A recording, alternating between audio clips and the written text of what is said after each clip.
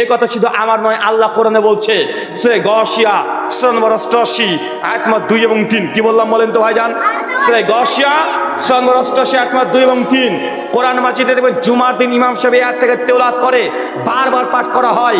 আরবিতে বলছে আল্লাহ আমিলাতুন নাসিবা, এক শ্রেণীর ইবাদত গুজার বান্দা আছে যারা ইবাদত করে করে ক্লান্ত হয়ে গেছে। কি বললাম বলেন তো চাচা? আমিলাতুন নাসিবা, বাংলা মানে ইবাদত করে করে ক্লান্ত পরিশ্রান্ত হয়ে গেছে। আল্লাহ এই কথা বলতে চাচ্ছে যে এমন কিছু ব্যক্তি আছে যা দুনিয়াতে এত ইবাদত করেছে, ইবাদত করে করে ক্লান্ত, ইবাদত করে করে পরিশ্রান্ত।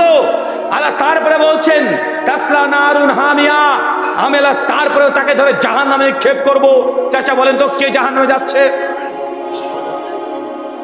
আওয়াজ আসছে না। কে জাহান্নামে যাচ্ছে? ইবাদতকারী। আর যেমন তেমন ইবাদতকারী নয়, ইবাদত করে করে ক্লান্ত হয়ে গেছে, ইবাদত করে করে পরিশ্রান্ত হয়ে গেছে। এত ইবাদত করেছে, দেখছেন সারা রাত ধরে তাহাজ্জুদের সালাত আদায় করছে, দেখছেন জীবনে 1 চিল্লা 2 চিল্লা 3 চিল্লা দিয়ে দিয়েছে, দেখছেন একজন রাত সারা রাত ধরে বিভিন্ন নফল সালাত আদায় করছে।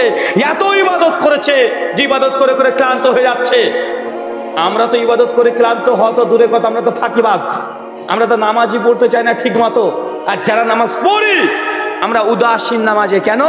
ইমাম সাহেব যদি মনে করে যে আজকে ফজরের নামাজে সূরা রহমান পড়বো, তো সূরা রহমান ধরেছে একটু লম্বা হচ্ছে, পেছনে মুসল্লিরা বলবে কি আবার হুজুরে এত দীর্ঘ কিরাত কেন করছে? আছে না নাই কথা বলেন? রাগ হয়ে যায়। ইমাম সাহেব যদি একটু সিজদাতে গিয়ে ভাবছে যে না আজকে একটু দীর্ঘক্ষণ সিজদা দিই, সিজদাতে দেখা যাচ্ছে আছে প্রায় 30 বার 35 বার তাসবিহ পাঠ করছে, মুসল্লি পেছন দিকে আছে না নাই কথা বলে? তারপরে আমরা ইবাদত কি? ইবাদত কি? গাফেল, উদাসীন, ইবাদত করতে চায় না। এই শ্রেণীর ব্যক্তিত্ব ভয়ঙ্কর অবস্থা, খারাপ আছে। সূরা মাউনের মধ্যে আপনারা প্রত্যেকে জানেন যারা ইবাদতে অলস তাদেরকে কোথায় দেওয়া হবে? ওয়াইল নামক জাহান্নাম। কোথায়? ওয়াইল নামক জাহান্নাম, তাকে নিক্ষেপ করা দেওয়া হবে। কিন্তু এই যে ইবাদতে উদাসীন, ইও যাচ্ছে ওয়াইল নামক জাহান্নাম। কিন্তু এক শ্রেণীর মানুষ আছে ইবাদত করেছে, জীবনে অজস্র অনেক ইবাদত করেছে, তারপর তাকে জাহান্নামে যেতে হবে। এই ব্যক্তিরা কারা? ইবাদত করে করে জাহান্নামে যাচ্ছে কে? এটুকু অমুসলিম কাফেরদের কথা বলছে? কার কথা বলছে? অমুসলিমরা তো ইবাদত করছে, তাদের দেবতা ঠাকুর তাদের ইবাদত করছে। কিন্তু আল্লাহ যে বললেন যে ইবাদত করে করে ক্লান্ত হচ্ছে, তারপর আমি আল্লাহ তাকে ঝড়ে জাহান্নামে নিক্ষেপ করব। কারা সে ব্যক্তি? এগুলো আপনাকে বের করতে হবে।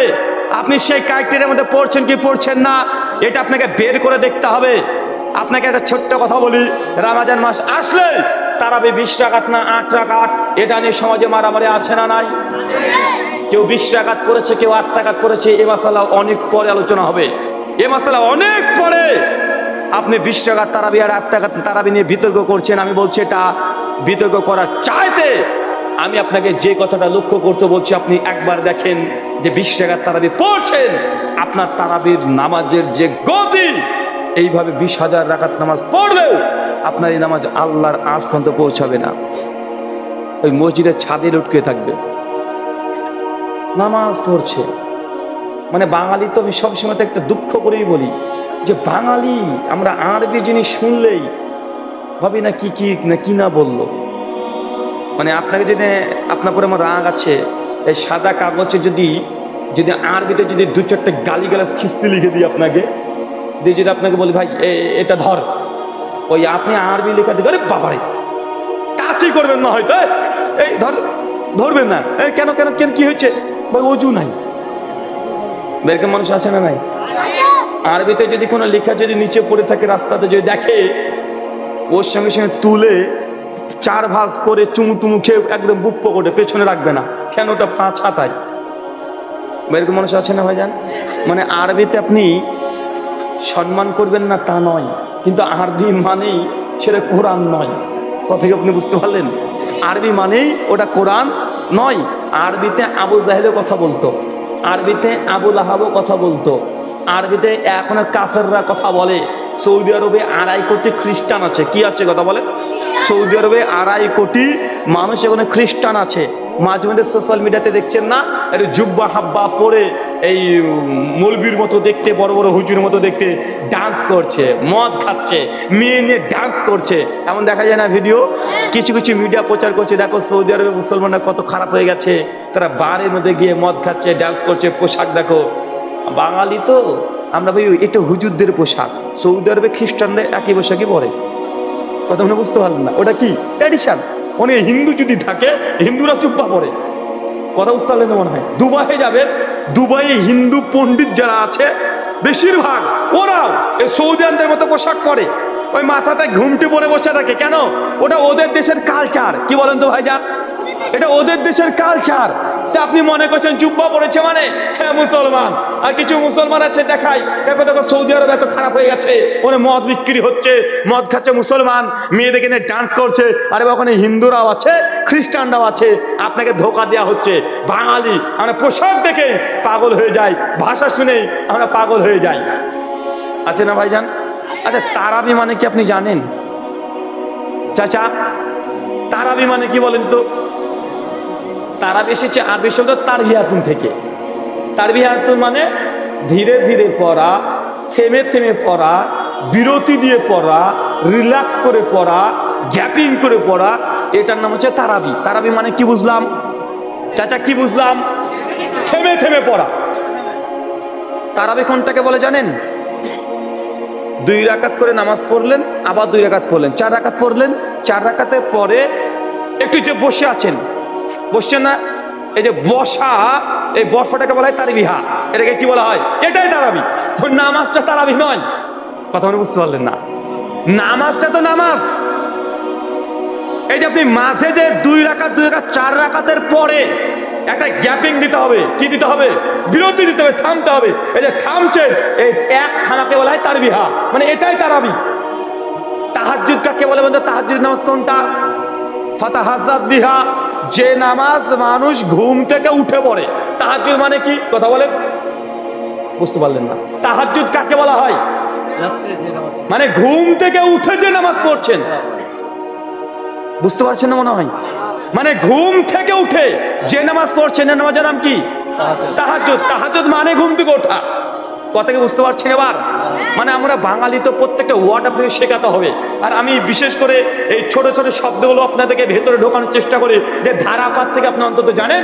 ইনশাআল্লাহ ইসলামের উসুল যদি শিখে নেন, অটোমেটিক কোনটা জায়েজ কোনটা না জায়েজ এটা আপনি নিজে থেকে এটা রিলেট করতে পারবেন, নিজে থেকে বুঝতে পারবেন। শুধু আপনাকে একটু বুঝিয়ে দিতে হবে। আমি বিশ্বাস করি দুনিয়ার আপনি সব বুঝেন। আপনি বুঝেন না কোনটা? আপনি জমি জিন্দেগিতে আপনি অঙ্কতে ডাব্বা পেতেন, 3-4 নম্বর পেতেন, জমির হিসাব খুব ভালোভাবে বুঝেন। লাখ লাখ টাকার আপনি ব্যবসা সামলাচ্ছেন না ভাইজান? ও অঙ্কই শিখেনি, আপনি দিন শিখতে পারবেন না? অবশ্যই শিখবেন। জাস্ট আপনার কাছে কিছু বিষয়গুলো পরিষ্কার করলেই আপনি বুঝে নেবেন। আল্লাহ সুবহানাহু ওয়া তাআলা আমাদেরকে বোঝার তৌফিক দান করে, সবাই বলি আমিন আমিন। তারাবি মানে কি বুঝলাম তাহলে? ধীরে ধীরে পড়া, থেমে থেমে পড়া, বিরতি দিয়ে পড়া, গ্যাপিং দিয়ে পড়া। বাঙালি আমরা করি কি? তারাবি মানে তাড়াতাড়ি করেছি না ভাইজান? তারাবি মানে কি বুঝি আমরা? কেননা রমজান মাসে আপনার মসজিদে কি হয় জানি না, আমি আমাদের এলাকার মসজিদের কথাই বলি। আমাদের মসজিদে 8টা 15 মিনিটে এশার নামাজ শুরু হয়ে যায়। এশার নামাজ পড়ে 4 রাকাত, তার পূর্বে 4 রাকাত এমনি নফল নামাজ পড়ে তারা, 2 রাকাত আবার সুন্নাত পড়ে, এরপর 2 রাকাত নফল পড়ছে। তারপরে হুজুর বলে দেয় এখন 20 রাকাত তারাবি হবে। 20 রাকাত তারাবি পড়ে, 3 রাকাত বিতের পরে, 2 রাকাত আবার সুন্নাত পড়ে, বসে বসে 2 রাকাত নফল পড়ে। টোটাল 37 রাকাত নামাজ শুরু করেছিল হুজুরে 8টা 15-তে, নামাজ শেষ হয় 9টা বাজতে 5 অথবা 10-এ। আছে না? কথা বলেন। 35 রাকাত নামাজ হুজুর 37 মিনিটে পড়ে শেষ করে দেয়। নামাজ দেখেছেন বা এরকম? আমি কি মিথ্যা বললাম?